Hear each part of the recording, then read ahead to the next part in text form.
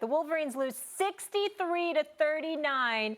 They are 1-14. Let me repeat that. 1-14 in their last 15 against the Buckeyes. Jim Harbaugh 0-4 against Ohio State as Michigan head coach. Stephen A., I want to start with you on this. Should Harbaugh be on the hot seat? No. He shouldn't be on the hot seat simply because I think when you look at the Michigan program, I think we've overrated them. I think it's time for Michigan to come on home with the rest of us and recognize that this elite program, your brand is exceptional. There's no doubt about that. But what you've actually accomplished, I mean, what has it been? Think about the last time the Michigan Wolverines have been in the national championship picture. What are we going back to, Max? The 70s, I think? Somewhere along those lines, maybe some point. They think more of themselves, the fans do, than what they really are. Desmond Howard, no joke, Heisman Trophy, Charles Woodson, we get all of that. And we understand what they brought to the table, proud to have them as parts of the ESPN family, by the way. But for the most part, you take away their tenure there, and when you look at the national championship picture, I don't think Michigan has been relevant in it.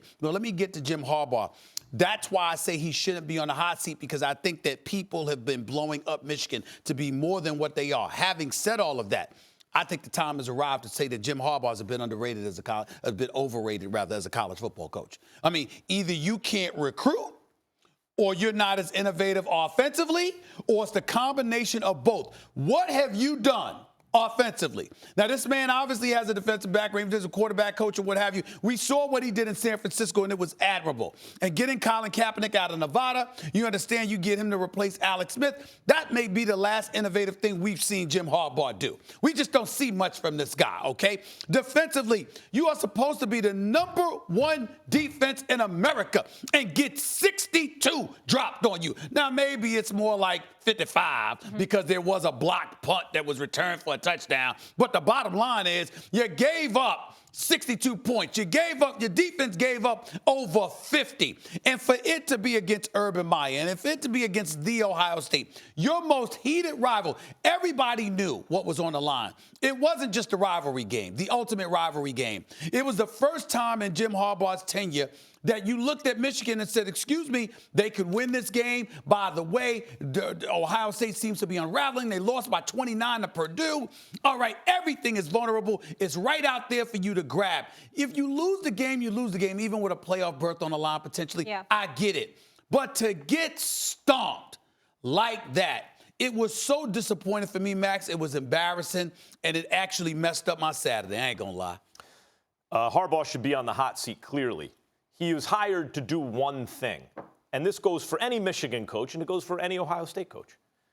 From Michigan's point of view, you hire a guy to beat Ohio State. You must beat Ohio State.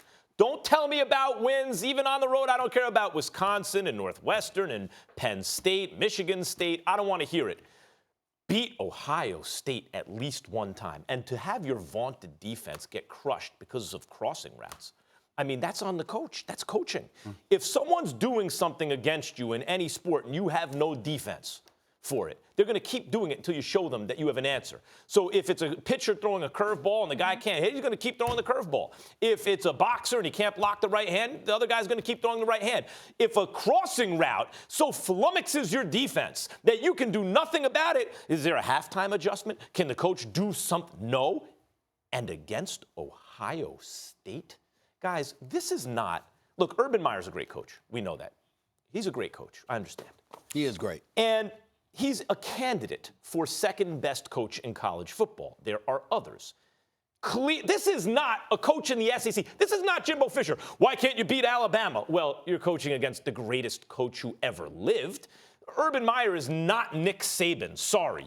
If you're Jim Harbaugh, you must beat that guy at least once. John Cooper, Ohio State's coach, lost his job once upon a time because he couldn't beat Michigan. That's the way it works in the Big Ten at these two programs.